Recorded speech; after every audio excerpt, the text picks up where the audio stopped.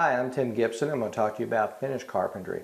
Now, finish carpentry is all those things that we do with woodworking that add the detail to our houses, such as the baseboard, casing around doors, trim around cabinetry, crown molding, those type of things. So in this particular case, when we've got our floor in, we'll put baseboard down here on the floor. We've already got this in, and then once we get our baseboard in, most of our floorings will finish off with what we call a shoe mold. Important thing to remember when you're working with finish carpentry is it takes some patience, it takes precision, it takes a little more time, so you need to make sure that you give yourself the time to do it the right way to make sure you come up with a look that you're trying to achieve. And one thing I always try to remember is something my grandfather taught me, and that's measure twice and cut once. Or otherwise you can find yourself getting into a lot of waste.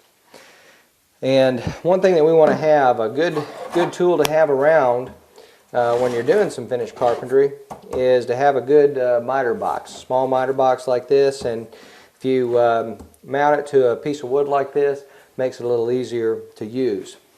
So in this case, we've got our first piece that we've located here up against this shower. And now there's a couple ways that we can do this first corner down here. We can either do it as a 45 degree, cut to both 45 degrees, or as you can see here, we've actually cut a little curved surface out where we've taken the profile of the shoe mold and used a little coping saw to cut it out. But either way, we want to measure, and we get our dimension here to this inside,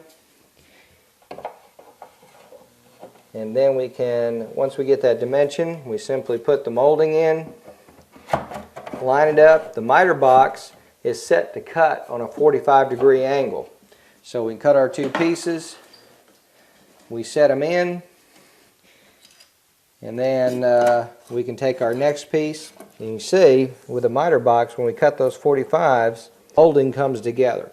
Now with anything that you're working with molding, it's hard to get it exactly perfect. So we'll come back and we can finish this out with some caulking. And the caulking is a great thing to use that'll hide any little imperfections or pieces of wood that don't quite match up. So I'm Tim Gibson with some tips on finish carpentry.